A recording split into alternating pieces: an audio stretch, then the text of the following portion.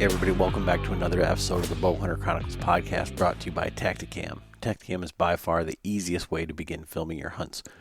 Whether it's the budget-friendly solo or the 4K 5.0, Tacticam has something for everyone. Check them out at tacticam.com. This year we're also working with Spartan Forge. Spartan Forge is machine learning for the deer woods. Basically, Spartan Forge takes collared deer studies, insurance car deer accident information, social media geolocations, and it couples that with weather, moon phase, and rut activity to tell you when or when not to be in the woods. This currently has an online interface at spartanforge.ai, but the app is currently being built and set to launch late summer. Once the app goes live, you can expect there to be a price increase. But if you use code BOWHUNTER, you can save 25%, and that will stick with you as long as you use the Spartan Forge services. So head on over to spartanforge.ai and get your free 14-day trial. All right, everybody, welcome back to another episode of the Bowhunter Chronicles podcast. Going to do a quick BS session with John and I, kind of answering some Patreon questions, going over our gear setups, talking about what's changed with us for this year, and kind of like what we got on deck. Uncle Frank is off camping. Man, this summer's been just crazy for trying to get people nailed down. Got to give a quick shout out to our latest Patreons, Tyler Manning and Joseph Davis, both Michigan guys. Can't thank you enough. So they're going to be entered into the quarterly drawings. Patreon is basically a crowdfunding for creators, and basically what that does is that allows us to take some of these hunts to kind of go to the ATA shows, test out this gear. All of that. We've got some gear that, I'm sending saddles out here to New York to Eric to show off at the Tethered Teach and Train that they're hosting. I've been sending them around the country to different guys, and I'm just trying to get things in guys' hands that want to test them out, and it allows us to answer questions specifically on different pieces of gear and kind of point guys in the right direction. And it allows them, like I said, to get into those quarterly giveaways. This quarter, we're giving away a full saddle setup. We're giving away Latitude, one of their Method 2s. We're going to give away the Tethered 1 sticks that we've got. And then we're going to give away a platform to go along with that, probably going to be the Trophy Line EDP. Along with that, Tacticam, one of our sponsors that you heard about in the intro, they're giving one of their LR spotters. So basically, it's an all-in-one attached to your spotting scope. You can zoom in. John used it out in Montana. Really pretty slick, and we've been testing it out. Real cool, and they're going to give away one of those this quarter.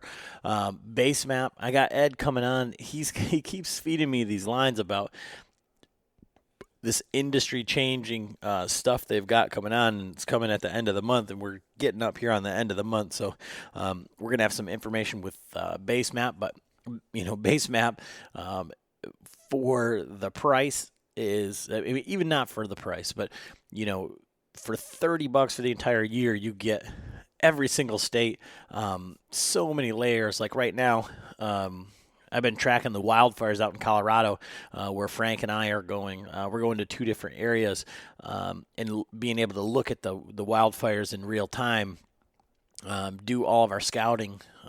Base Map has added this new feature where you can say, this is where I'm at, and it's got basically a ruler on there that tells you how far away any of this stuff is. So when you're trying to find your waypoints, it's incredible. And you can use code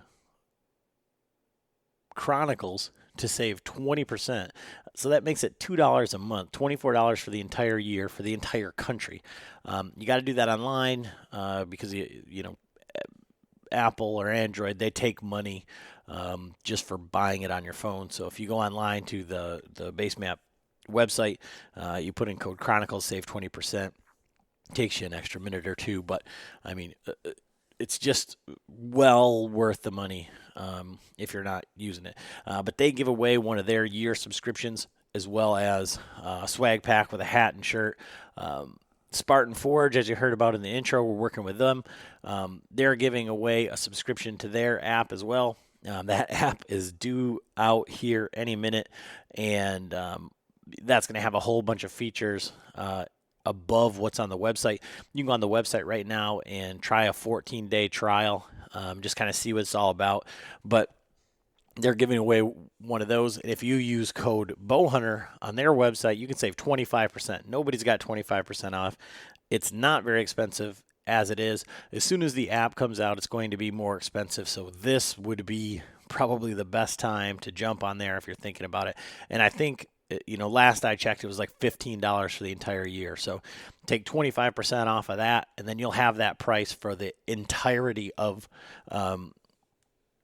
your service with them. So next year, the price won't go up for you if you're grandfathered in at that 25% off price.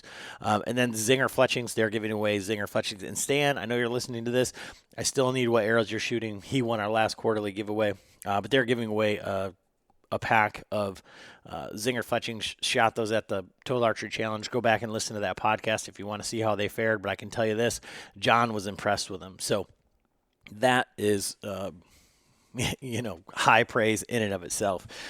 So if you want to check out any of that, you want to be involved, you want to support the show, you want to help us out, you can go to patreon.com/Bowhunter Chronicles podcast. Just click our link in the bio on Instagram. You can go to our website, bowhunterchronicles.com, and click on the Patreon link.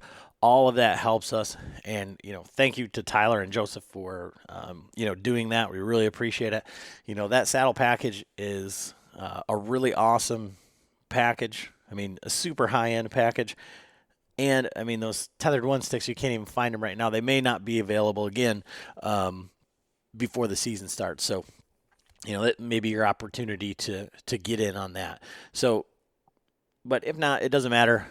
We really appreciate you just listening and listening to us ramble and me talk and try and sell you on this Patreon thing. But really for us, it's just building a community. And if you have any questions, feel free to reach out to us. Please leave us a review if you get a chance. Those really help. And we got a ton of you guys that support the show, that listen all the time. If you like what we're doing, go ahead and leave us a review. Tell a friend, have them tell their friends. And thank you for listening. Enjoy the episode.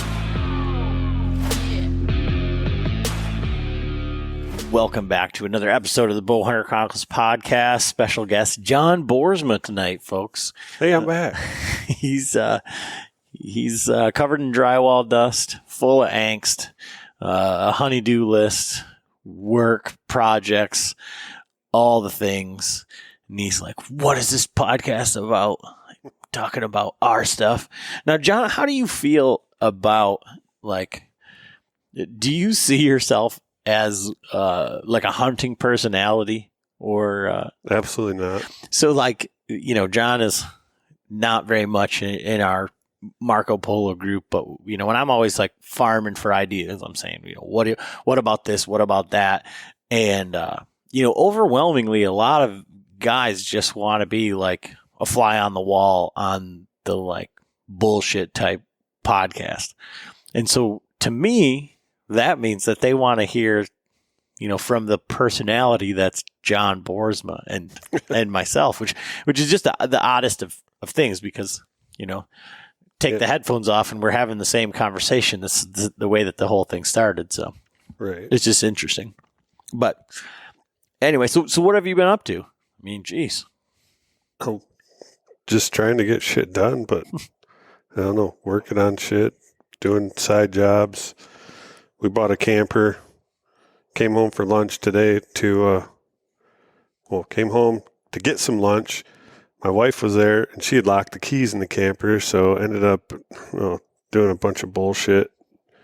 Had to drill out a lock, crawl through a little cubby hole that. And how big are you, John? For people that aren't familiar. 6'3", 238 right now. And yeah, I got the little cubby hole comes out underneath the couch, and luckily it's like a folding couch, and I've tried to get up behind it first. Nope. And I was like, kind of getting like claustrophobic because I was like, my chest is like getting stuck. I'm like, okay, take a deep breath. And I ended up pushing up the other side, and then I weaseled out of that, and got it unlocked. It's like a John in the box. Yeah, it was not fun. You know, we have 2 doors, 4 keys, and they're all inside the camper. So what are you working on as far as bow wise in the shop? Well, that's another deal. We've been on vacation too, so we were gone all last week. Got back, trying to finish this house for my buddy. I got 3 bows sitting on the rack, ready to go. I've been working on my buddy Tracy's bow, which was the Mako, the Expedition Mako, which I still can't figure that thing out. The cam leans so far over that it's actually cutting the cable. The cam's got a sharp burr on the one side. Anyway, I got to take it apart. I'm going to swap limbs. I've called Expedition. The lady's really nice, but they're really no help. But so that bow is still sitting there. I got our buddy Alex's bow from Latitude Outdoors. I got to build a set of strings for that and get that going. Build him a set of arrows. I know he talked to Kyle, or he was going to get a hold of Kyle about having some custom wraps made. And maybe Kyle talked him in and just have him build a whole set of arrows for him. But I know he wanted me to build them similar to mine. Mm-hmm. And then we have to get the Patreon bow that's been sitting at your house. Yeah. Well, it's like as soon as we give it away, John's like, I'm out of here. Yeah. And then I got a hold of Kevin, and he's like, he's the same size as John. So he's like, well, I actually shoot, a shorter bow a little bit better than a long bow. And he's like, well, just set it up like John would set it up, like best John could do. So yeah, so that bow goes at 30.5, and technically I could shoot that. Like that's about what I'd shoot for like cold weather. Mm-hmm. So that'll be pretty much, I can get it perfect for him. We'll just get the rest mounted and I'll set it for arrows that are similar to mine. I'm not sure which arrows he's shooting. So, but yeah, that's on the agenda. Maybe, I don't know, by the time maybe we get out of here early enough, I can go work on one tonight, but because I got to be up super early in the morning, get a coat of mud on one job, then go over to another job and start trimming. So, right. So yeah, we had some Patreon questions, but let's kind of like, so basically we've both switched up like damn near everything for this year going into hunting. I guess the packs would be the same. I think your platform's going to be the same. But other than that, everything's kind of different. So we'll go through that. But what's on your agenda for hunting, and like what's your thoughts like going into the season? I mean, as busy as you've been, are you even thinking about whitetails yet at this point, or? Well, I mean, we just, like I said, we were on vacation up in northern Michigan, and the whole time I'm sitting there, we're on this winery. I'm sitting there looking at like my base map and like, man, there's some good deer around here. But so it's been getting me amped up, but I haven't done anything. My biggest thing is I'm going to be heading out west about September 10th for 2 weeks. So, and I got my antelope tag, and that came in the mail the other day. So definitely got that. It was kind of, I thought it was a for sure thing, and then talked to our other buddy John, and he put in for the same tag, and he didn't get it. So are you're not messing with deer out there at all? No, I can't. Okay. I'm on the alternate list for the elk, and so last year for just the elk, I didn't put in for the big game combo. I put in just for the elk, and last year it got to 500 and something on the list. So I'm 337 out of 1,500. So I have probably a decent opportunity of getting my elk tag, but it's probably not going to be, I'm probably not going to be able to do it. I'm not going to get it while I'm out there because people start turning back in, like even at the beginning of the season. And so it goes all the way into like November. So they might call me in November, like, hey, there's a tag available.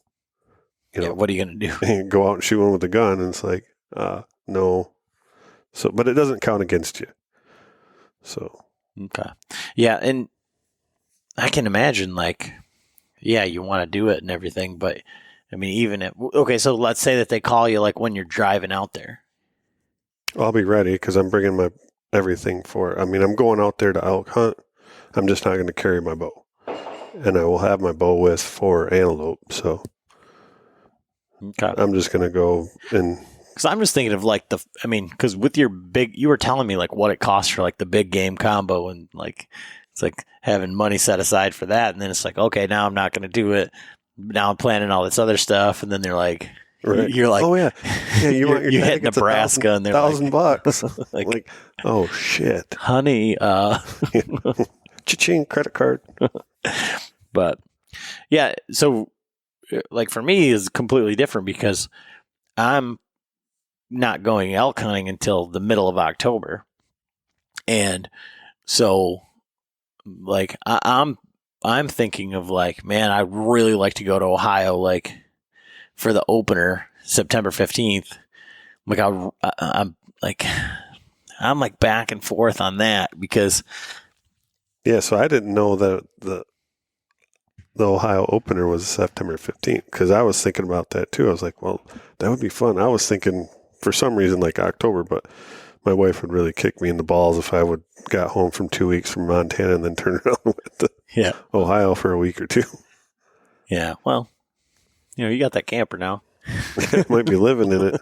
But yeah, so I'm thinking of like, okay, so those first 2 weeks, I said it last year, and I mean, yeah, I did kill one early, but it wasn't like what I pictured in my head.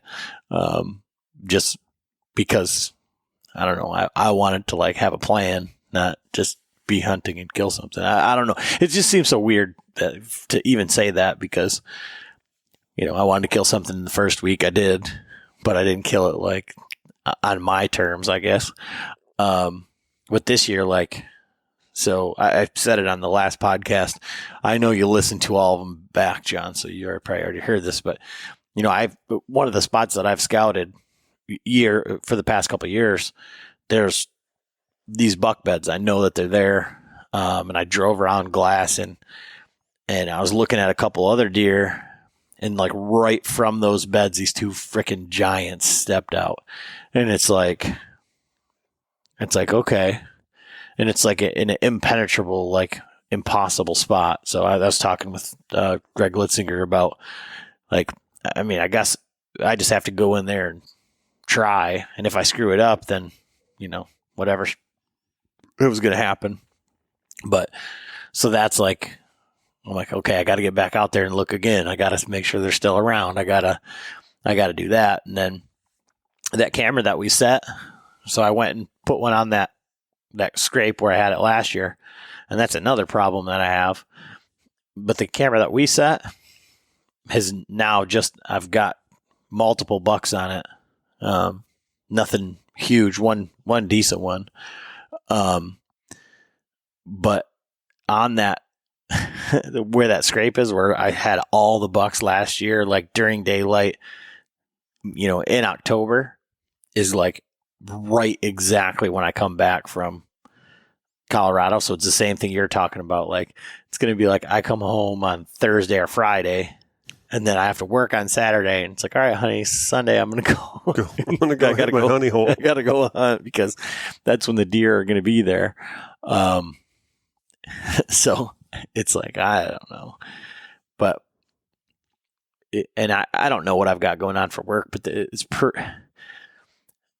pretty like lenient around like the rut, just because it's always been a thing where I have a week off in November. So if they say, what week are you taking off in November, like they did last year, I'm just going to say, oh yeah, I'm going this week. And that's happened before, and my dad's going to listen to this and he's be like, you son of a bitch, like you're not getting it off.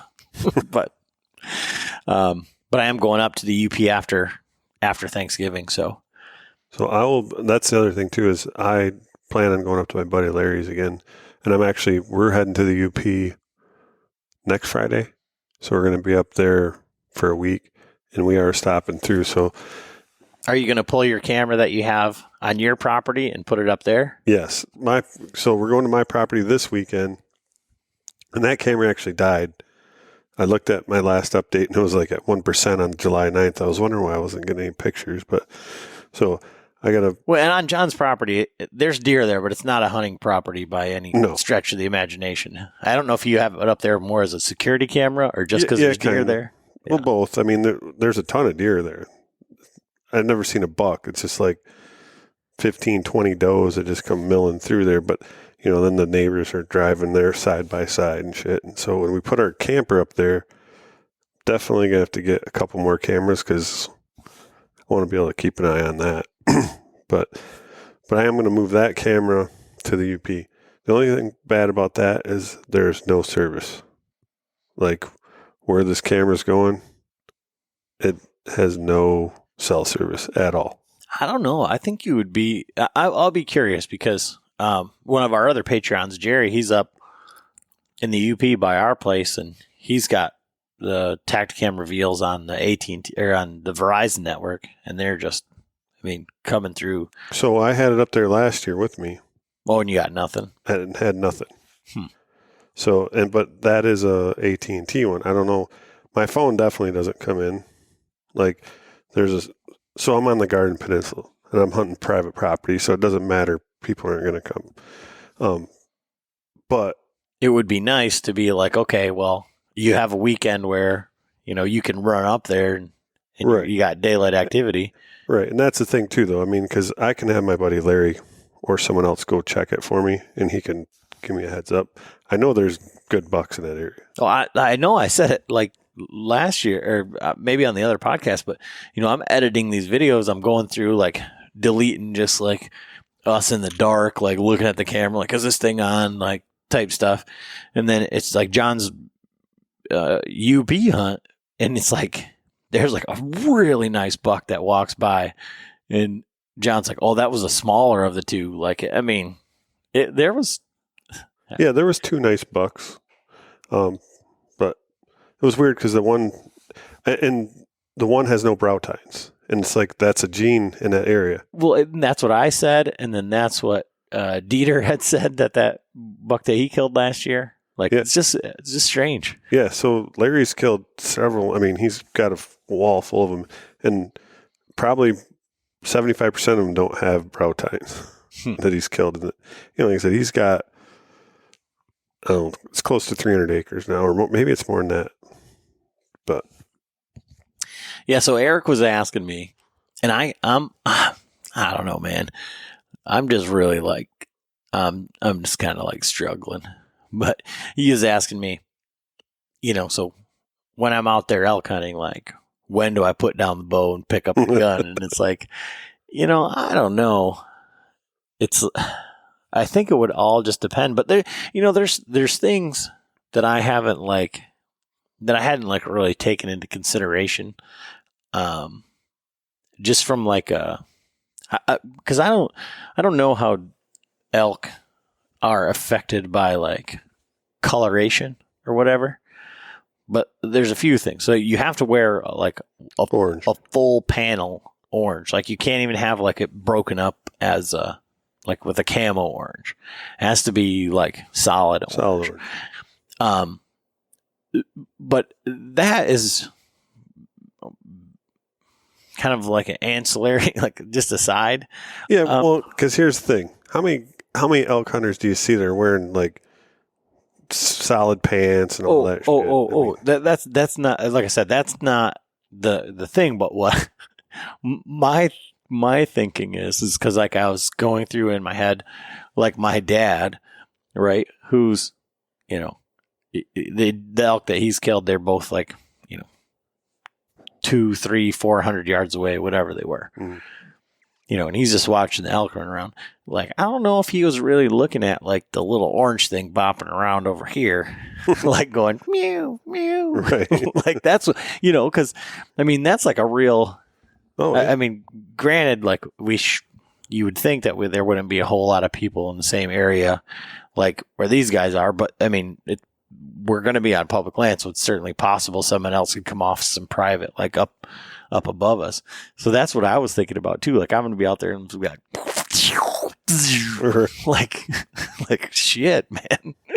But it's going to be fun. I'm really excited just for like the experience of like going out there and somebody's going to kill something. I have no doubt about that.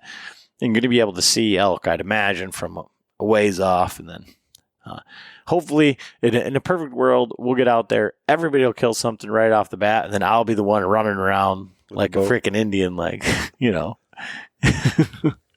like a what? Native American? Like yes, you're telling me to be politically correct. Politically correct here. Sorry, fuck. Like now the Cleveland Indians are the Cleveland Guardians. So yeah, but so that my wife did say, she's like, because I told her I was, I'm on the alternate list. I'm like, but I might not get it until like November or something. She's like, well, if you get it, why wouldn't you just go back out there? I'm like, because it'd be with a gun. Well, if you got it, why wouldn't you just go shoot it with the gun? I'm like, because I don't want to kill my first elk with a gun. I know. And that's, so I have all these like thoughts like swimming in my head, right? Like, okay, so it costs X amount of money to drive out there. It costs X amount of money. I forget. There was somebody, I think it was Bob Polanic. He does a podcast with Dan Johnson about gear and stuff, but we met him up at the Total Archery Challenge.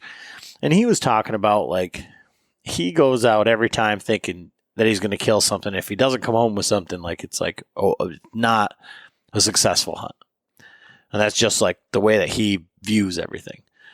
But it's like you spent this amount of money to go out there, this amount of money on that, this amount of money on the tag. And then it's like, you're just going to be like so prideful. You're going to be like, I will never, like, I don't know. I mean, well, so that's like, even if I wouldn't have got my antelope tag, I was going out anyway.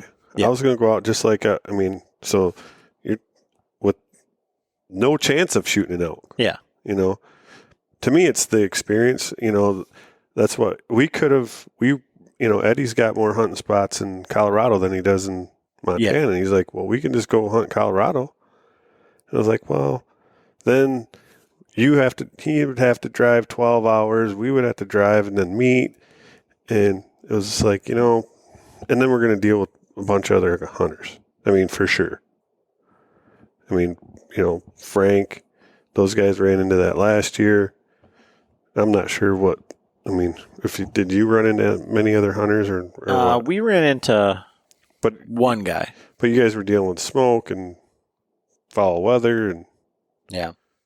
Well, so where our hunt is going to be, like where our camp is, like to the direct west, to the northeast and the southeast, like legitimately 40 miles in all those directions is an active fire. So, I mean, that could be good because it could be pushing all the animals like in. And the hunters. Well, yeah, I suppose. Is that public land? It is public land, but it's like over here, there's a bunch of, for those of you at home. He's showing like west, southwest. Yeah, to the northwest is a bunch of private. And then there's like the Outfitters Ranch is like directly to the north. And so it's kind of like this landlocked like basin. But, it doesn't mean that people can't figure out how to get in there. But especially now with base map, Onyx and all the. Right. Mark Levisay saying, this is what you need to do. Go here, go here, go here. Yeah. But regardless, like, I'm just like looking at like, man, it's going to be like, a couple grand by the time you're done. There's an elk standing over there at 150 yards. Can't get them to come any closer. Give me that fucking gun. None of these guys know how to call. They don't do that. You should bring Stella with you. Yeah. Put her in my pack. Yeah. But yeah, so, I mean, so that's kind of like what the story is there. I don't know. I guess the circumstances are going to be like what they may, because that's another thing is like, it's going to be kind of like, I guess, like when you struck out on your own, like if I end up having to be, Solo. yeah. And that's the thing is like, okay, well, I can just go like try to find a wallow or try and find some water, be in a spot where, okay, they killed elk over there. There's elk here. We can hear them here. Like, where do I think they're going to go with my scouting and then try and. So have you been doing any e-scouting on that area? I've been doing a little bit. So Matt, who's going out there with us, he was showing me like a little. So I printed off, like, so you know how we got the maps when we went to Idaho? I got like the frickin' big one because I figured like, my dad isn't going to be able to look at the scale of. So this map is, I don't know, 5x6 or something like that. It's huge. But like it turns out, like when you look on base map, you can zoom in and you can see like where there's another spike camp. So there's like 3 spike camps in this area. Cause I was like looking at it and I'm like, okay, so I think I could have like, maybe the map covers like 10 miles. Cause I just zoomed into like as big of a map as I could get in the smallest area that I thought, you'd want to cover from Right. there. And he's like, well, there's actually a spike camp right there and right there. So the area is actually, I mean, I guess you could hunt like whatever. I imagine that the outfitter's going to say, hey, don't go over there. There's guys with guns, but just looking at it there. So I've got a pretty good idea of the lay of the land. But I was like prepared to like, hey, we can run this ridge freaking 4 miles that way on top. And there's a basin here, a basin here, a basin here. But it doesn't really look like that's the case. So it's going to be a matter of just, I'm thinking like I said, like it just being familiar with like what it's going to kind of look like and kind of within that area have a plan A through D or whatever. And then the outfitter is going to say, well, here's where they normally come down and whatever. Then figure out, okay, well, where am I going to not get shot at, not mess anybody else up, and right. Try to go. And so, I mean, so this obviously is outfitter. Is this the same outfitter your dad's used before? Yeah. And they're running hunts like. Not there. Yeah. But this is the first. Yeah. Yeah. So they are running hunts. And not in that area though? So this is first rifle. So this, from what they've told me, is like an extremely high success rate right. for this area. But there will have been archery hunters in there previously right. and everything. But like I said, my dad has been in there 2 hunts, 2 for 2. That's on their actual guided deal, not on the spike. Like set you down and let you figure it out yourself. So do they have any like rules like like where my brother hunted the place my brother hunted the first year, they had a rule like no bugling at all. Like but this was on private property. Oh, I don't know. And they had to go to a stand or a spot and they brought you to it, sit there. That was it. You could cow call, but you couldn't bugle. You couldn't do anything, to upset the. Yeah, I'm not aware of any of that, but that certainly could be the case. But maybe they frown on like you show up with the fucking Phelps bugle tube and they're like, "Hey, put that back in the truck. They ain't going with you." Oh, don't worry, I've got a Terminator in my fanny pack. But no, I really don't know. Like I said, but honestly, I don't know a damn thing about rifle hunting elk. Like, do they even try and call them like that? Like, I would imagine that you just need to see one. That's what it isn't any fun to me. Like, right. You know what I mean? So yeah, it's not like it's going to be mid-October. They're not going to be, hot and heavy rutting, but they still might be, vocal. I know, like born and raised, those guys are still calling and doing shit. Hear that, or they get in the snow and they start tracking them down. Yeah, but that's like what I said. Like, just trying to not mess anybody up. Like I'm or get shot. Yeah, Yeah, but it's like I'm not really going out there like with the understanding, like being like, this is how we're gonna do it. So what's the elevation? I mean, is it going to be snow I can at look. that point? It's certainly possible. I mean, because we had snow. I mean, you guys had snow last year, and it was the opener. It's funny. I was just texting with Dane from Dryad there last night, and he was like really close to where Frank was at just after the snow. It was pretty interesting. But yeah, so I mean, I guess that's kind of like what we've got going on for this coming up year. Let's see. I guess we should probably get back to the whitetail thing. Yeah, We got I mean, off on 8,000 feet. Camp is just above 8,000 feet. Oh, that's not. No, it's not crazy. I haven't gone like so far as to look at the month by month on any of that stuff. But yeah, so Eric was asking, one of our Patreons, he was saying, what do you run for a backup bow? Like, is it identical? In the past, mine have been very nearly identical, just different. This year is going to be a whole nother thing. It's going to be more like a John type setup.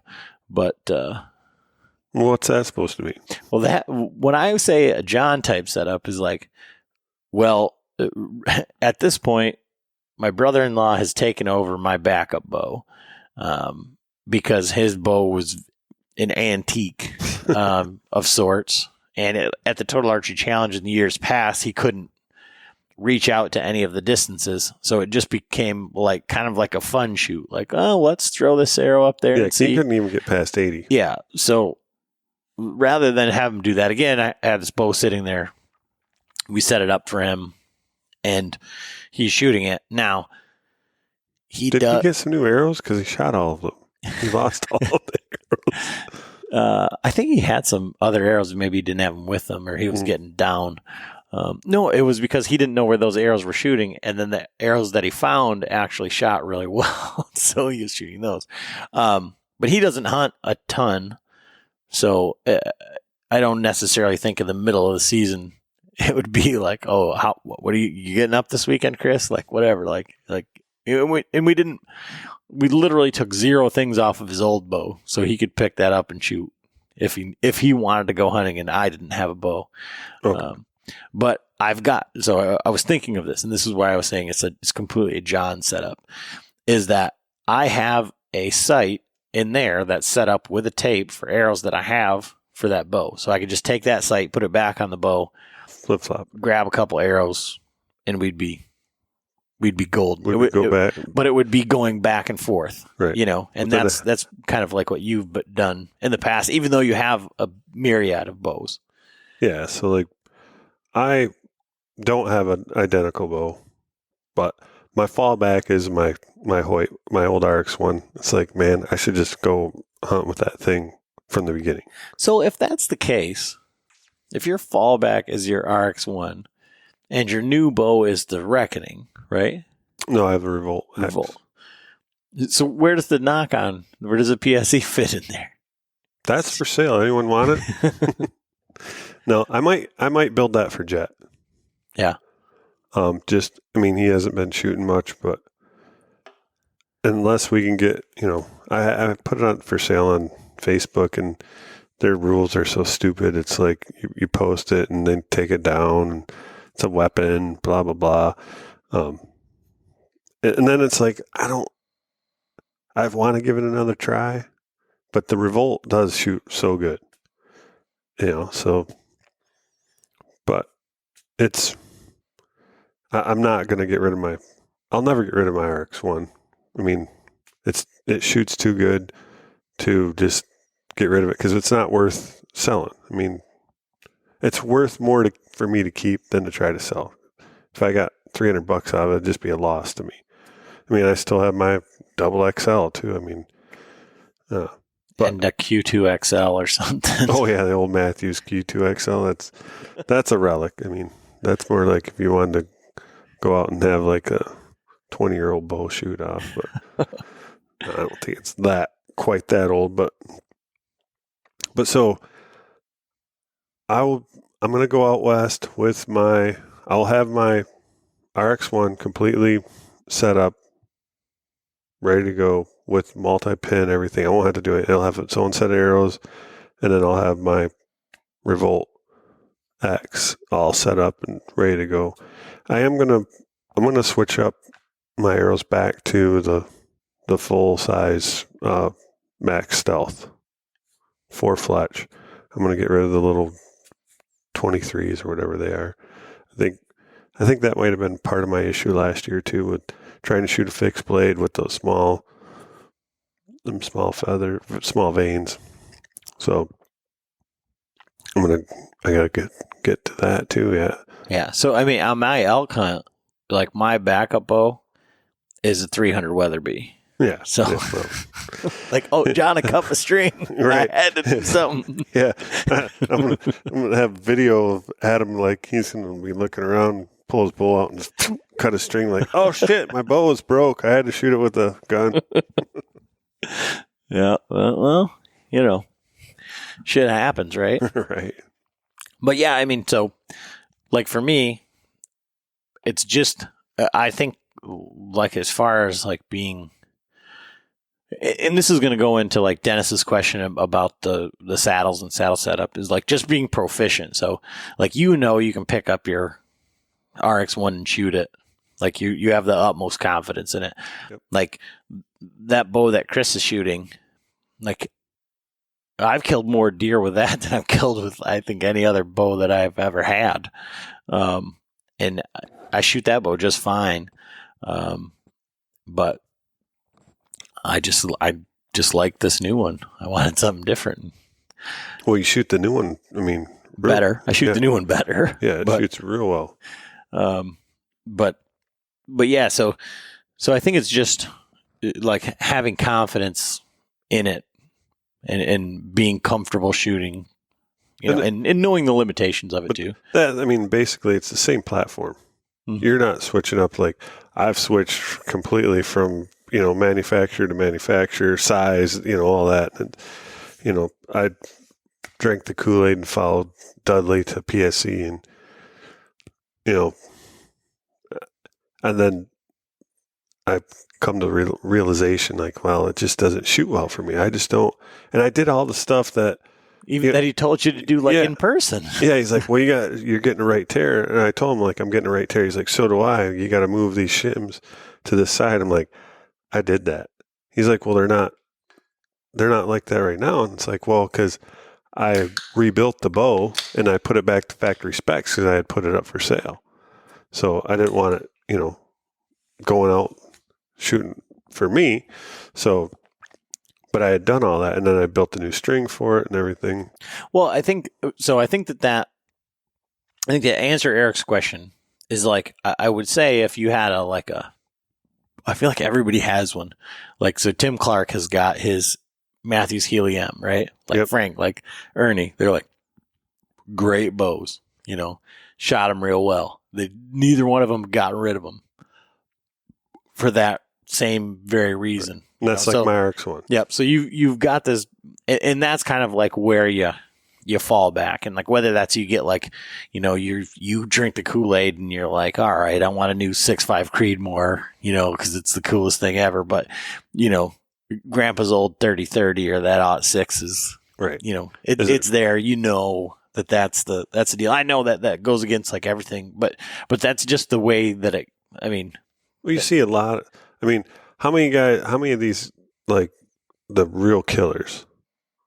Freaking Dan Infault. Well, he just got a new bow. He got a prime, but right. But up until he would be out there with some of the craziest old shit. Like it didn't matter as long as he was, mm-hmm. as long as it had a string and it was in good shooting, condition. Well, that's like you talked about like the winter bow, right? So like Greg Litzinger, he had his bow that he called it was a new breed. And he called it his boat paddle. And he said if he was going down in the marsh or he was going somewhere where it was going to be tight, he's like, this bow is indestructible, right.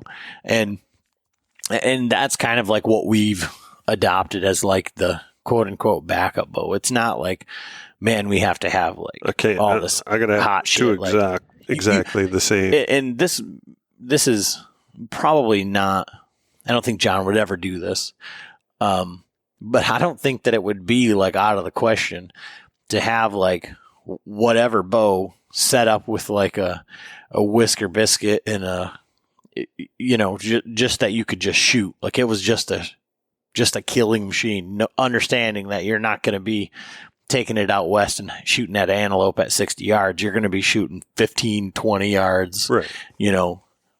Just something that's... It's funny because I think I still have my Matthews Feather Max, and it was set up just like that. Mm-hmm. It had a whisker biscuit, and it was my bow for like doing corn stalking, because you're in the wind, it doesn't matter, and you're only shooting short distance, and you want something that as you're walking through, it's not, the arrow can't fall out. So I had a whisker biscuit, and it was just the standard old 3-pin. I mean, talk about old bow, but I think it's still set up like that. That one's not in my garage; it's in someone else's garage, but it's still my bow. And then so Dennis was asking about saddles, and it's going to be his first year saddle hunting, and Dennis is not like he doesn't look like Tim Clark, right? So he's not this little tiny tree climbing electrician guy. No. And so he's saying, like, what do you need for saddle hunting? Sticks, platform, lineman, tether.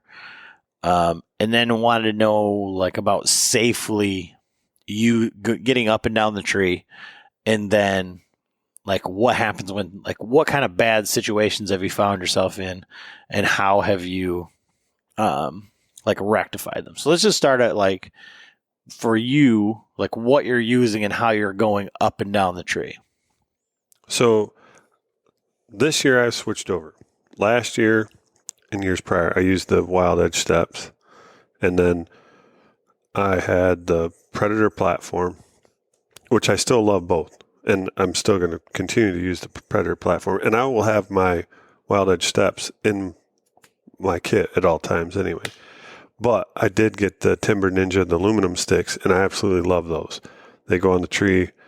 I mean, and they're solid as a rock. I love them. I switched over to the 2-panel Latitude Outdoors, the Method. That saddle is super comfortable. I've only, It's the Method 2. Method, the one the with Method the magnets. 2. Yes. Method 2. I'm not sure. I think I'm using those Oplux ropes that those are we from made. Silent Approach. We didn't make them. They came from Silent Approach. Okay. And, but they're not the sewn ones. They're just yep. And those are the ones that Dennis has as well. Okay. I think they're the best value in ropes for anybody, an 8mm rope. Right. And so that's the one thing though with the 8mm rope, and I think we've talked about this before. I use a Ropeman 2, and Ropeman 1. Ropeman 1. Sorry, Ropeman 1, getting my Method 2, all that. I use the Ropeman 1, and it's right on the edge of, like, when I used it as my tether, it would like locked up in it. It was getting to the point where I was wanting to pull the gear through because it doesn't have enough meat in the rope to like keep it from wanting to pull it all through. So I think that's why they use the Kong, right? Mm-hmm. And I've got one of those, and I'll get into that. But so for the lineman, I've never had a problem with it. I use it on my lineman, and that's where I like to use the that kind of mechanical ascender, because I want to be able to adjust my lineman with one hand. When you have your pressic knot, even with a tender, you're still you might have to reach over and grab it with two hands. It's super nice to be able to adjust it, either tighten it or loosen it with just that one hand, get up around knots or whatever. But beside that, so yeah, I'm going to Timber Ninja sticks, Predator platform.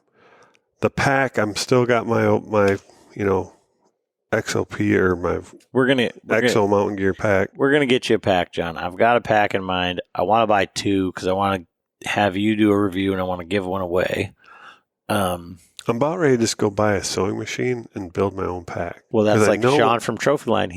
That's what he said. He said he's had so many custom one-off packs made just for him, simply for that reason. Yeah, so it's like, yeah, like Trophy Line, like talking to him, like he had some really good ideas, but it's like, okay, now I'm like, I want to do this, and then I want to do that, and maybe someone will all of a sudden just come out with, read my mind and come out with what I want. But so, have you been in a situation like, so as far as the safety thing going up, my process is with my sticks, and this is, I think, going to change this year a little bit, but I would normally set both of my I use 4 sticks. So my first 2 I'll set from the ground. So I'll set the one on the ground, then I'll get up on my stick, set the second one, and then I'll come down, and that's when I get all my gear situated. So I run 2 paracord loops on my saddle, and I hook my sticks in there, and then I got my pack on with all my stuff, and I'm running a Doyle's gear hoist, which has all but eliminated all of my shit tangles. Yeah.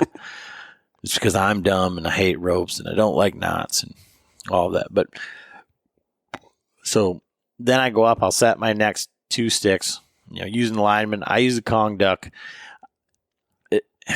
People talk about like it rattling. So I still strip the whole thing.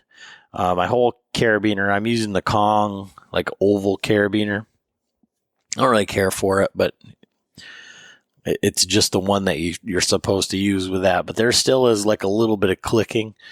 Now, maybe on like a dead calm day, like that's going to be a problem. But I mean, again, if you listen, you're going to hunt the days that you're going to hunt. But I mean, if you listen to the guys like that kill big deer or that hunt big deer, like they don't want to be hunting on a dead calm day. They actually want a pretty stiff wind, right? So that it allows the deer to think they have the advantage, and it gives you a predictable wind. So, I don't know that you're going to notice that little clicking like in the moment. You're probably making enough noise just going up and down the tree, a little bit.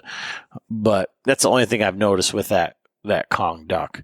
But then I'll set my other 2 sticks, go up, and then I don't set a platform. So, I mean, I have, and I don't like doing that because I just haven't had enough practice, like where it's second nature. Like that is, and now I've switched up sticks this year. So I got some of the Trophy Line minis, I put 2 of the, so we got 4 of the Timber Ninja 8ers. John's like, well, I need 2 of them. So, I used those on the Trophy Lines. So I measured it today because I want to talk about it for this podcast. I did the 4 sticks with those 2, they're just the wire 8ers. Cable 8ers. And to the top of my 4th stick, I didn't really stretch it out too much. Normally what I'll do is I will set it so that I can lift up, and I wear knee pads, so I'll climb up with my knee so I don't have to get my foot all the way up there. Now, granted, I was in, my lighter boots, and I was in a light pair of pants. So maybe it would change a little bit. With those 4 sticks, and they're 17-inch sticks, to the top of that top step was like 15 feet, 10 inches or so. So it was right about 16 feet, which is fine for me. I mean, getting up that high, like, and actually measuring it, I'm like, most of the time I think I'm hunting probably 12 or 14 feet. But I'm always looking at like where I need to be versus like just get higher. And one of the things I would like to mention is I was listening to a podcast with Byron Horton, and he was talking about hunting low, kind of like, I don't know if it was like public land myths or what it was, one of his more recent episodes. But he was talking about maximizing that first stick. So like if you were going to use a 3-step aider or something like that, and especially if you're using like, that's the one thing about those 17-inch sticks, for Frank, he was saying like on the 24-inch B sticks, like he can't make that step. It's too much. The 17-inch steps seem like nothing. But just like the tethered 1 sticks, right? And I think you were like 12, almost 13 feet with just 3 sticks there. Mm-hmm.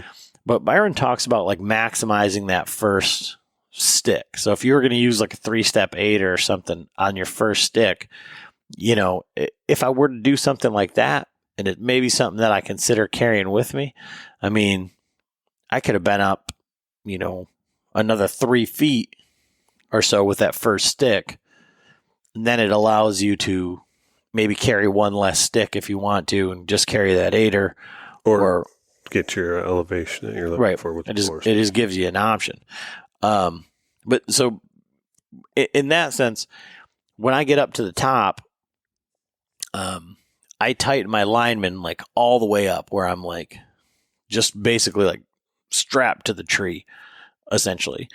And then I set up my bow hanger, hang my backpack, then I pull my bow up and get everything set up, and hook on my tether.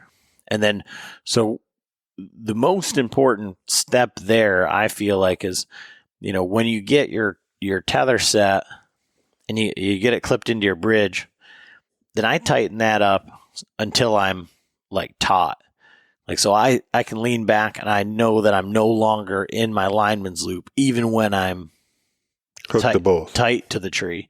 And then I'll start to, with that Kong, or when I was using the ropeman, is I'll just start to let that out a little bit and make sure that everything's hooked in and I am where I'm supposed to be.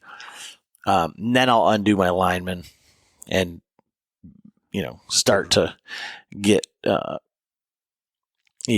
comfortable, I guess, get all my stuff situated. But I think the most important part, like we were talking about with the bows and stuff like that, is like, this was different because these steps have a different distance. So there's like a different gate going up. But with the B sticks, like I could do it in my sleep.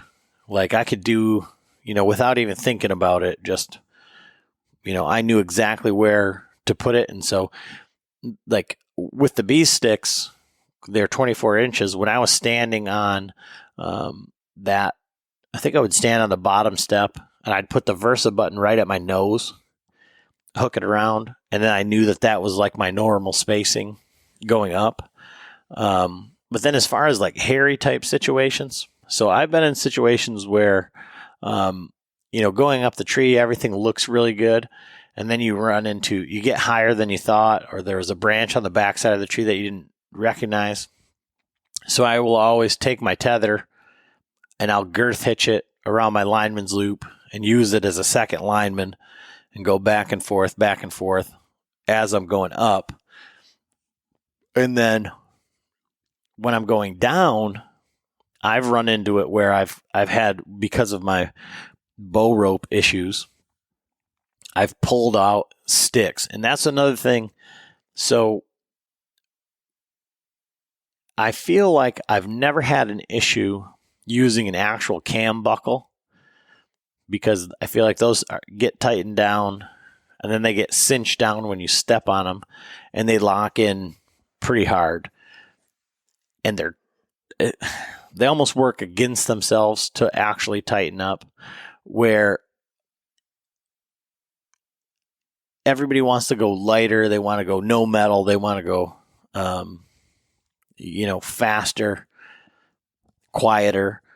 So when I've used Versa straps, daisy chains, rope mods, those lock in, but I feel like they don't like work against themselves as well as the cam buckle do. And this is just my experience. If you're a physicist or you're into engineering or whatever, you're going to say, well, that's not possible because gravity and this and that. But it's been my experience that when I use the other things, and the daisy chains I think have been the worst, but they're the most user friendly. So it's like something I'm willing to give up.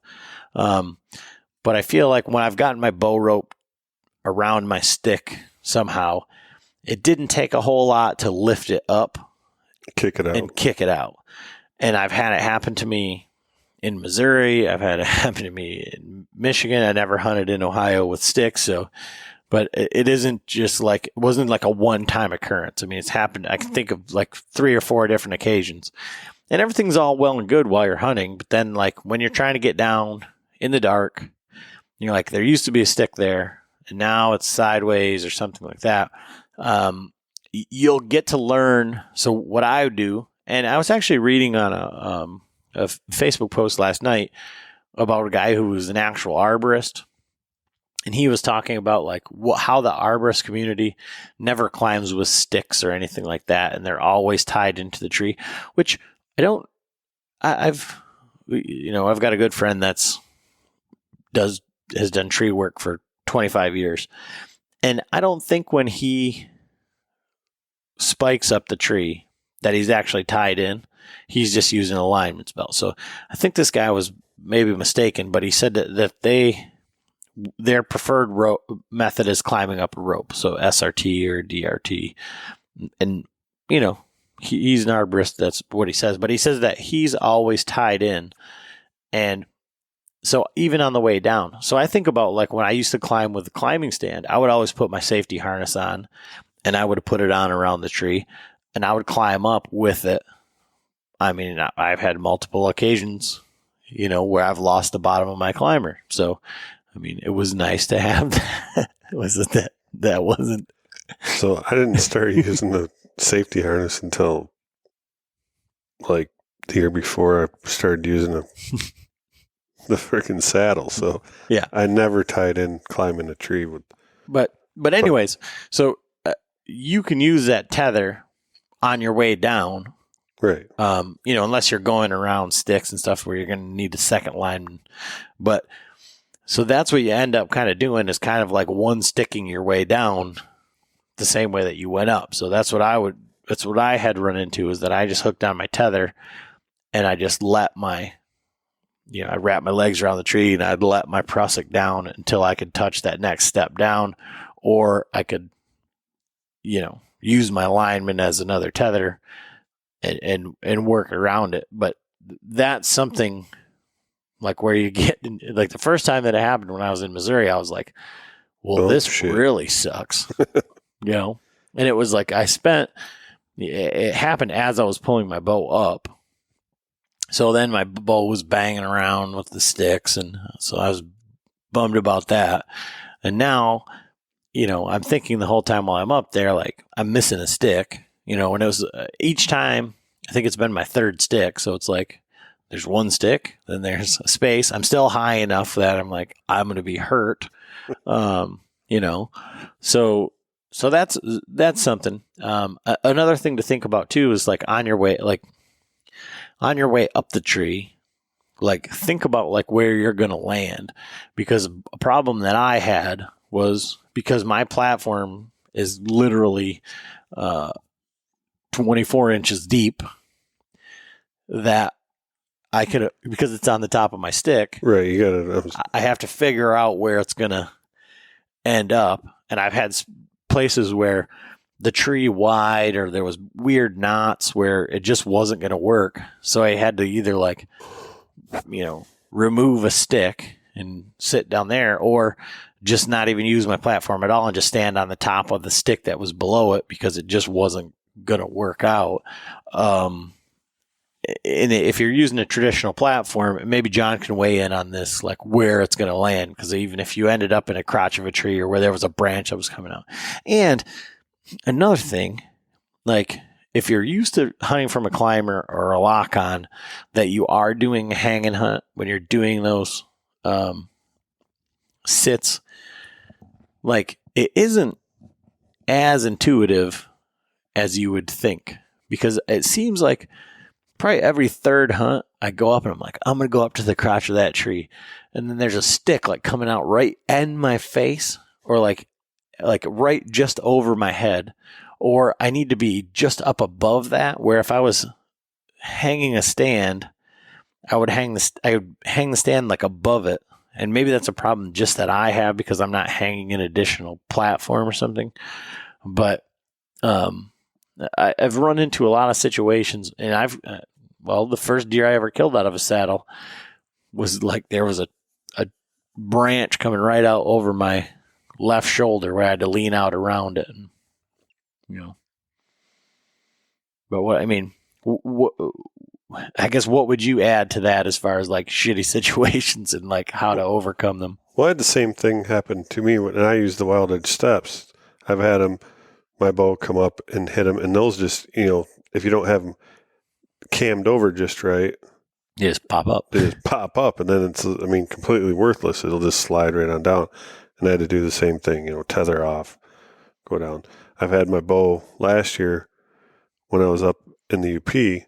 I was using both. I had my old XOP piece of shit sticks just because I wanted to have a couple spots, and my bow got stuck in the one coming up, and I was like, it was a mess. I had like the 3 bow rope, spaghetti noodle mess, and it was pulling my pack, my heavy ass camera pack up.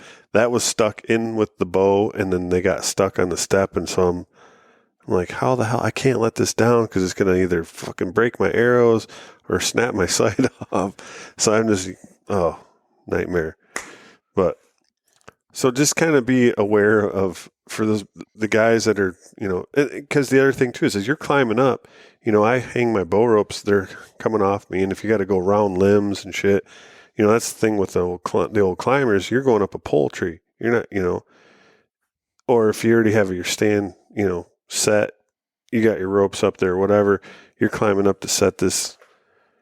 And I guess it happens with regular stands too, hanging hunt stands, but you're going around limbs and shit, and you got 3 bow ropes and for camera gear, and you got shit twisted up. Just kind of be aware of how you set your things out on the bottom. Don't set your bow over your bag.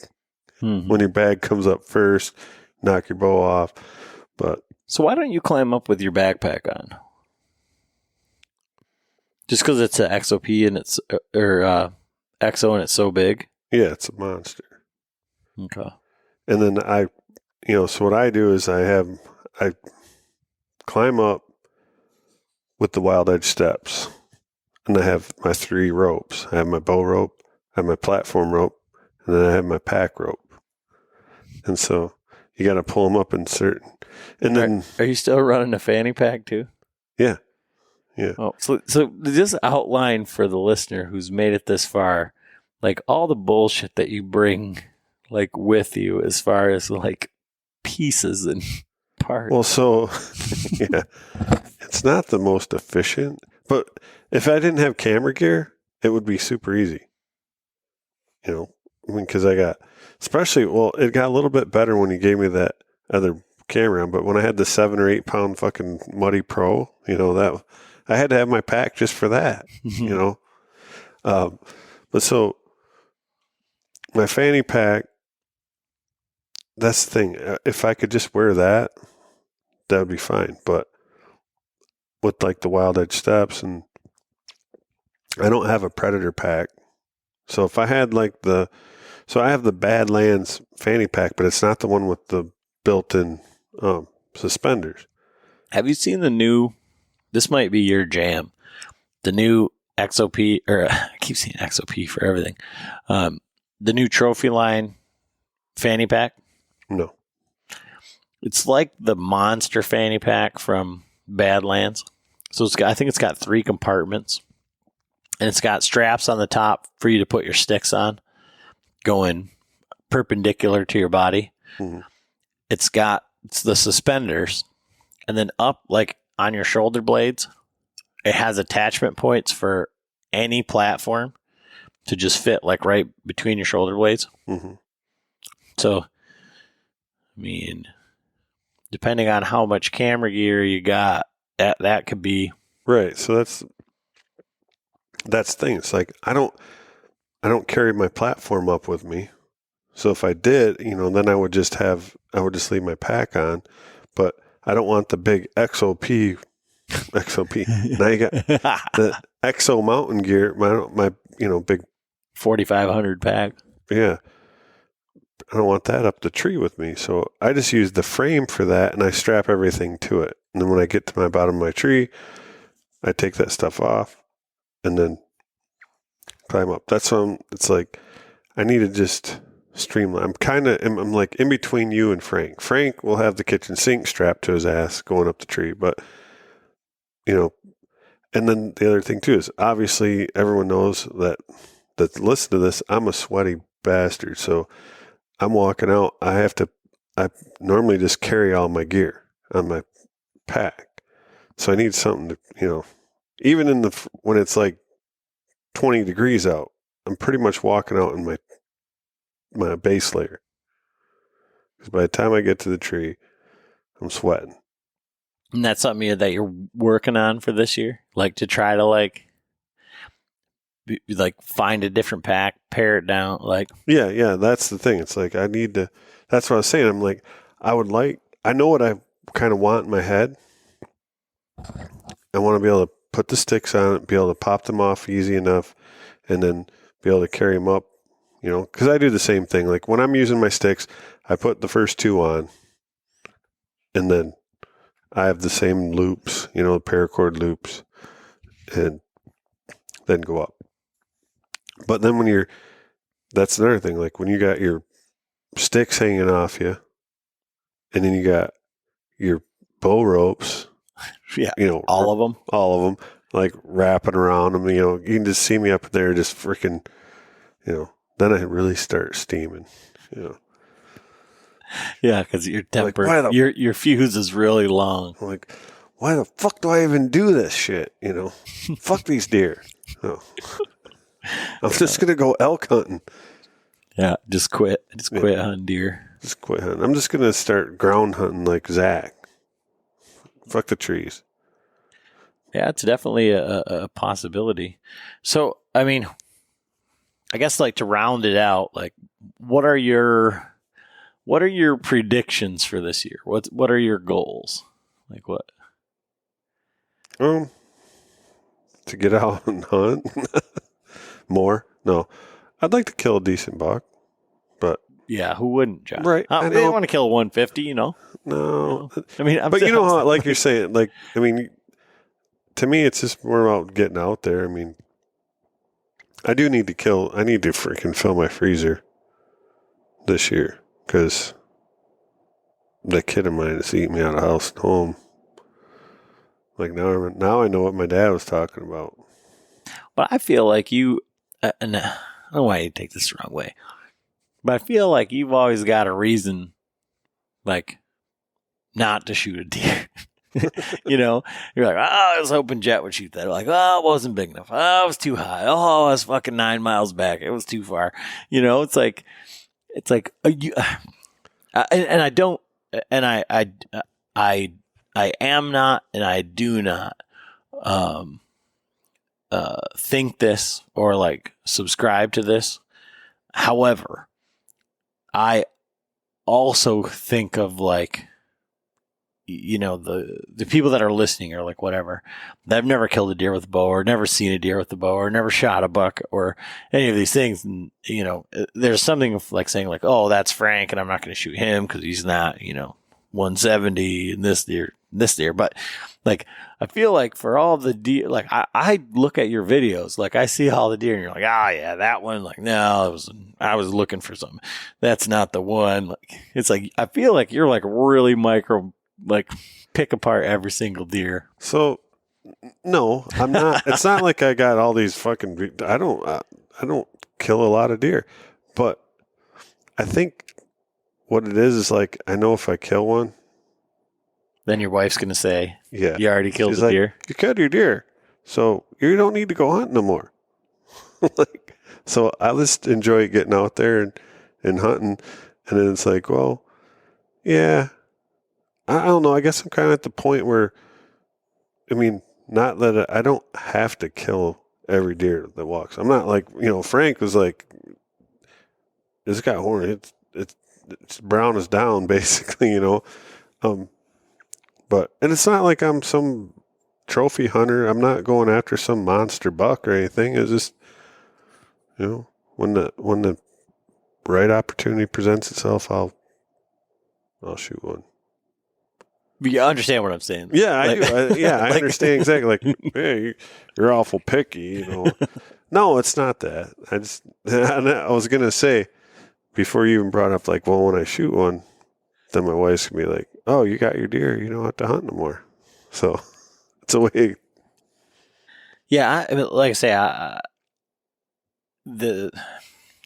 that spot where I saw those two big ones, yeah, I'd love to kill those big ones. We were looking at a whole slew of other bucks. And it would be cool to kill one there just because, like, I mean, literally, I was telling my buddy, like we're going to come around this corner and there's right in there, like, big deer live there. I've been there. Like, it's bulletproof for them. And we were like looking at these shrubberies, like deer shaped bushes. I'm like, there's two deer out there. Like, I know those are deer. He's got the glasses. I'm like, nope. Deer shaped bushes. I'm like, there's a doe right there. He's like, yeah. And so I'm looking at the doe and he's like, and there's a big buck right there. I'm like, no, it's a doe. He's like, no, I take the binos down, like, right there. It wasn't there. I mean, it came out while we were looking at the bushes. And then he's like, and there's a bigger one in the woods right there. I mean, coming out right exactly. So it would be really cool to kill one of those, but that's just like, I mean, that's like next level, like if you had like how you were going to like lay it out, like these deer live there. It's freaking their home. Like an Andy May. Yeah. Or like Joe Rentmeester even, like, go in there at 2 a.m, get up a tree, and then have them bed down right underneath you. Like, that's the only way that works, because it's bulletproof. But for the deer, yeah, not for the human. It's impossible. There's a reason why they're there. I'll show you on the map. There's no way. But the other side of that is like, in that spot, like where we set that camera, I've got bucks out there. Now, there were some really good bucks last year. But if I get consistent deer movement or whatever early in the year, I'm going to go out there and hunt it and look. But I might just kill anything out there that's a buck. Not a spike or something, but, that's okay. That's not a restriction zone, is it? No. No. But that's more of like, I put in all the work out there to, like, and it's such a motherfucker to get out there and back. And it's like, so then you're going to shoot any buck and then call John, hey, I need to get this out. Yeah, I'm busy. What is it? Yeah. Oh, it's a monster. Okay, I'll. Yeah, like Frank's story, like, I shot the monster. We might have to cut it and quarter it. Yeah. But you understand what I'm saying? Like, that is like something where it'd be just like, for me, like the right. Validation of like going out there and doing it. It's not like that I'm hunting this monster buck or like whatever. But if I only have like,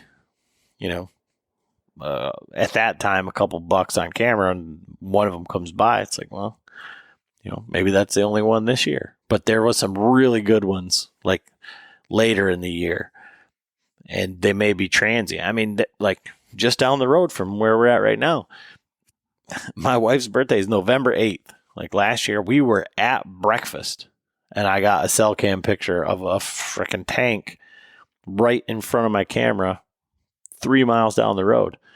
But it's like, my daughter was getting, chocolate pancakes with whipped cream, and we were drinking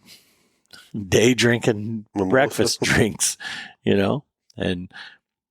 but every year we're usually out of state, but I've got pictures of really good bucks from the 5th to the 9th down there. And they're just, that's Andy May stuff, like where it's transient, like those couple days, right? Those bucks are just searching. So that may be the case up there where I could shoot one of the mediocre bucks and, the big ones will still come by. Right. But that would really hurt my case coming back from elk hunting and then saying, well, you already killed a buck and you were gone for, 9 days, whatever. Exactly. So I don't know, but that's what I want. So what I want for this year is to video Frank or you shooting a deer. And then, whatever else is going to happen. I mean, I don't think I'm going to be overly selective, unless I have something like crazy. You know what I mean? Yeah. Like, I don't think I'm going to be overly choosy because I think I've come to like the realization that I have not killed enough deer. And that's what's weird is like Frank has killed so many freaking deer and he just likes doing it. And so he's just like, well, I'm just going to kill them all, but I just haven't killed enough deer to be all that choosy as like to be like, well, I just want to do this, I don't know. Yeah. I mean, I haven't killed enough deer to be like that either. It's just how I am. You're just like, well, my wife won't let me hunt anymore. So that's part of it. But, that's just kind of like the way that I envision my season is like, I want to have a good plan. And I think I kind of know, I think at this point, like I kind of know how it works. Just in the sense of like now we've been at the podcasting long enough and talked to enough guys that killed big deer, on a consistent basis enough to like, I feel like now I'm starting to connect the dots and I'm starting to realize that either A, you have to have a lot of fun doing what you're doing. And, I think that's where more we're at. Or you have to have all the frickin' homework in the world and be a bazillion % dedicated. And that's where you see like the super next level success.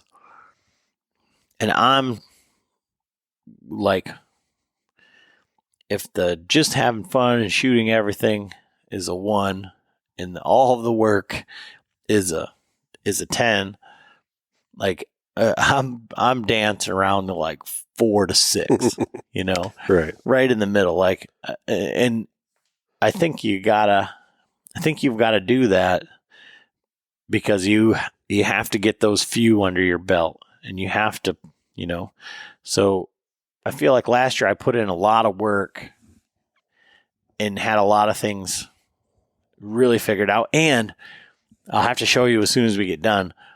I found my Tacticam video from that big buck that I was drawing back on. And I didn't have it in 4K, so it's not great because it's like 60 yards away. But when you see it, you'll say, okay, I see what you're talking about now.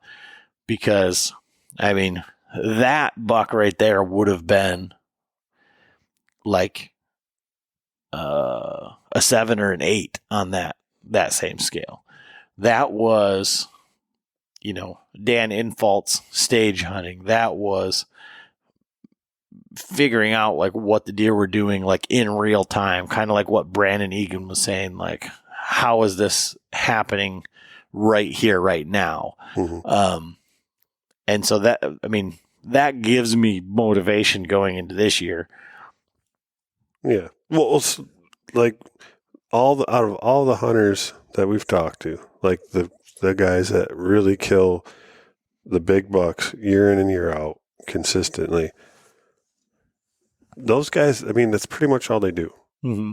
And that's the one thing. It's like, yeah, I would love to do that, but I love, there's so many other things that I love to do too. I have 4 kids, and even the guys that do have kids, but pretty much they're scouting all year long. You got to put the time. I've said this a million times. You got to put the time in to do that. Anyone can do it. I don't think that's true. Well, I'm saying anyone can do it if they can put that kind of time in and dedicate that time and energy to it. And that's the thing. Not everybody can do that. But I think what's helped me, and I hope that we're doing like as a conduit for the listener, is like saying what you should be doing with that time. Right. Because I think that's what's made the difference. Like for me personally. Yeah, we're not reinventing the wheel. We're just we're helping people see the roadmap to it and cut some of that learning curve off. But you can't substitute time in the field and that knowledge. You can read, this is like reading a book. Yeah, but I can read a book on how to trim out a house and then go out there and be like, what the fuck? That book is like a written knowledge, but hands-on knowledge is completely different. Yeah, but I think like there's a fine line there because boots and what is hot sign. You could have a podcast called Boots and Hot Sign, and like people would listen because they'd want to know like which are the best and which is the most important. Right. But what I mean is that you can go into the woods and be enamored by every single scrape and rub. You can go into the woods and walk past all the tracks. And so that's what I'm saying is like that time in the woods, looking at the correct things, right, and then putting everything into perspective.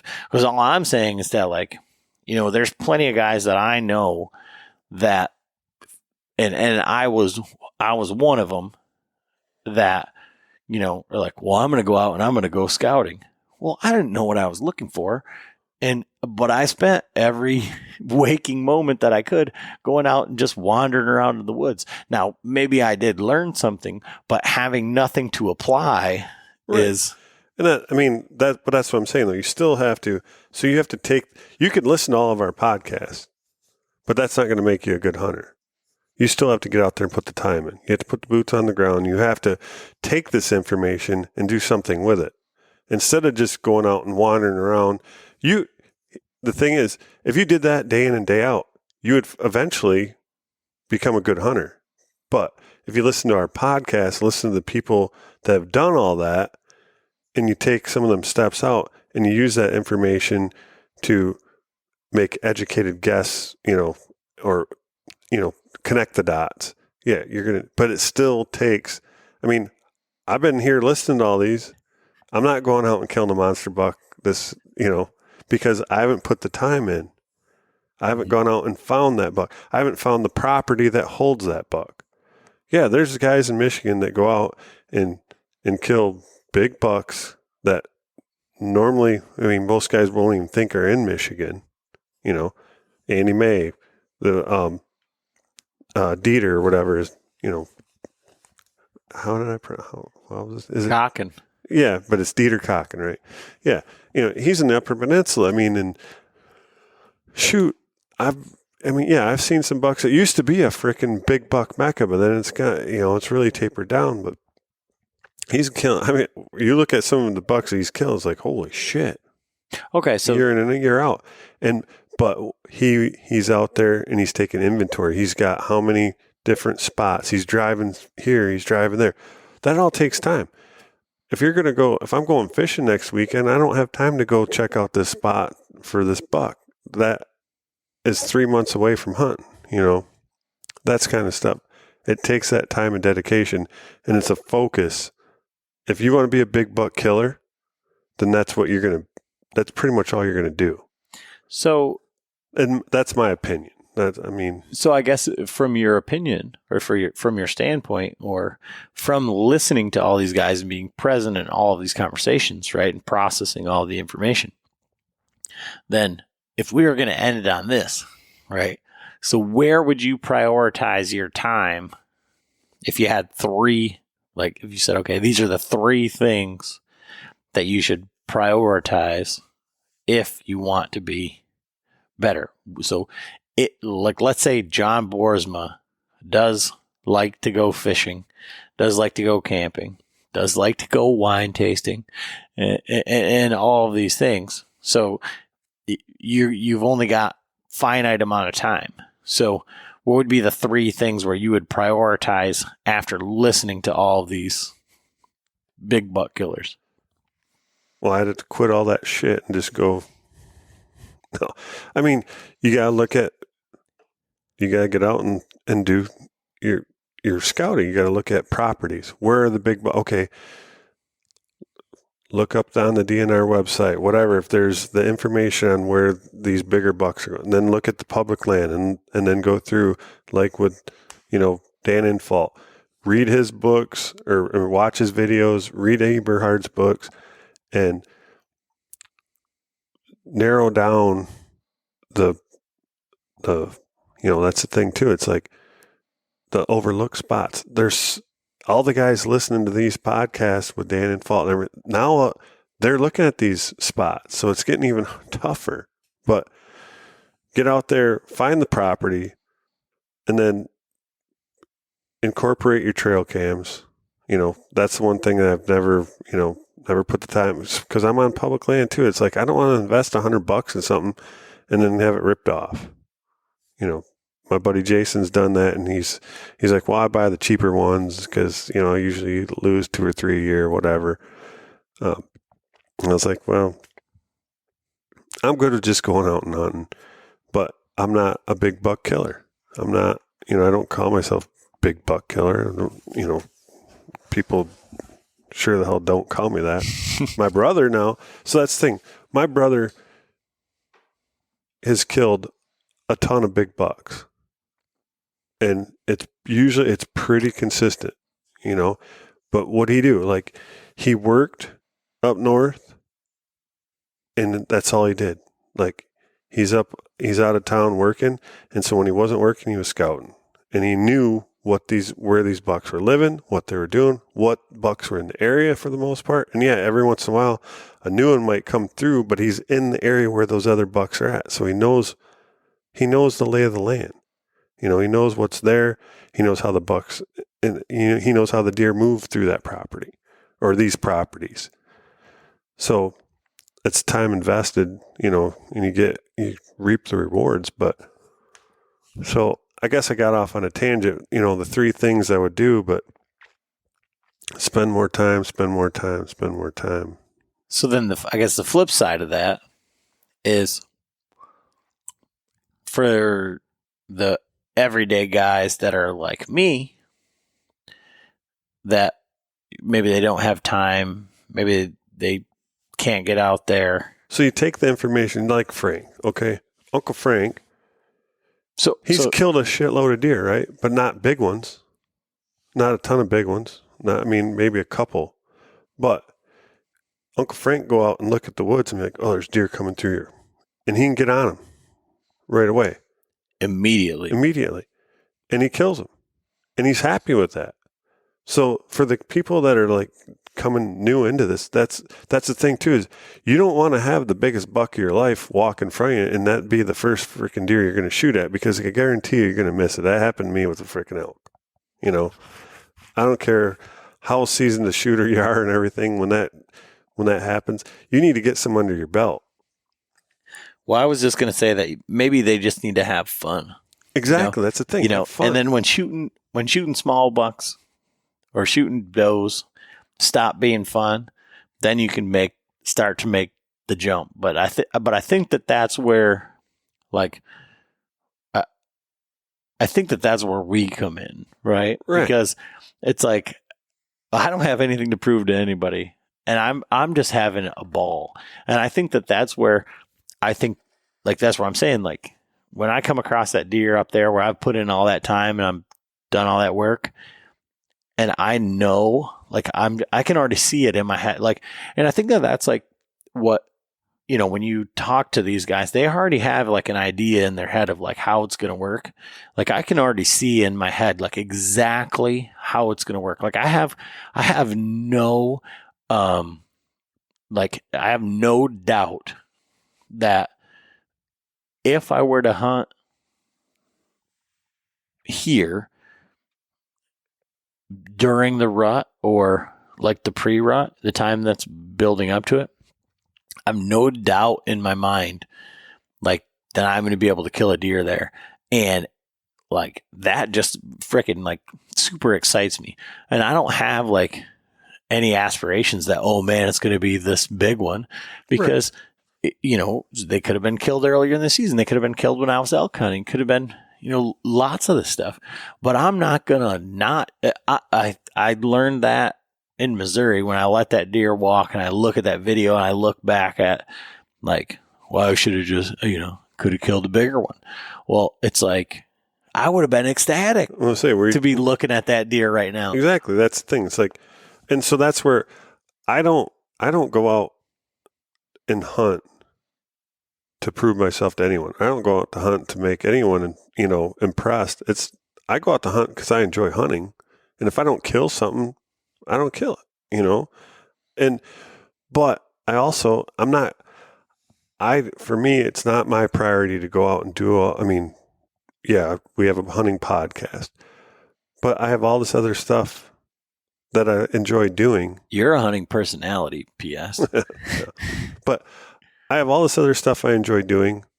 And yeah, I enjoy getting out in the woods and doing stuff, but I don't enjoy it when it's hot and muggy and the mosquitoes are tearing me up. I'm like, yeah, I'm not feeling the scouting thing right now. And so I'm fine with not being out there. And if it comes to the point where I don't kill a big buck because of that, hey, I'm all right. If I go out and see some decent deer, bucks, just get out and be in nature, I'm good with that, especially in the fall. Fall is my favorite time of year, be in the woods. It's nice and cool. You got, the leaves falling, all that shit. I just like being out there. And so, yeah, if I kill one and my wife's like, all right, you don't need to hunt as much because you killed one. So it's like, well, I don't necessarily need to kill it. Well, I think that that's one of the things too, is that, like, so I just did get out my computer. I'm going to show John right here the deer last year, but like, that's what's been fun, like extremely fun. And I think you can echo this like 100%, like while we were turkey hunting, just simply because of that.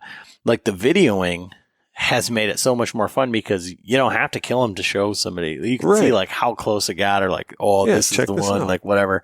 And you can show it, you can relive it and all of that. So I think that's what we're going to kind of end on, is like, just remember that if you want to go to that next level, there's a big giant gap. And so remember that you just need to go out there and have fun, hunt for yourself, stay within your capabilities. And, all that being said, John and I have both killed big ones 100%, like, right place, right time. But there's a lot of luck. There's a lot of things had to come together to do it. So, have fun, enough time in the woods, and you'll get your opportunities. Right. So, but I think having fun and like understanding, like, well, here's the thing. If you're out there and you're not having fun, and we say that a lot, like, what the fuck am I doing? I hate this, but you're really having fun. But that's the key. I mean, you got to look back and be like, yeah, it was miserable, but it was fun. Yeah. or in hunting camp, the camaraderie and all that. Like that was one of the best things about, I don't know, hanging out down in Ohio, especially after like you killed your buck, whatever, and everyone's hooping and hollering, and that's all, the best parts of it, really. Yeah. Well, and that's like, we talked about it like when you came out last year when I killed my deer. It's like I was out there hunting by myself. Like right. I had nobody to like high five or nothing. Like I just was waiting for Josh, But it's just, you gotta have fun, So basically, from this podcast, like that's what we're doing this year. Know your equipment, practice. Yeah, you owe it to the deer. Get out there, shoot your bows, get them tuned right, and have fun. Yeah. So, well, all right, guys, appreciate it. Thanks for listening. Good night.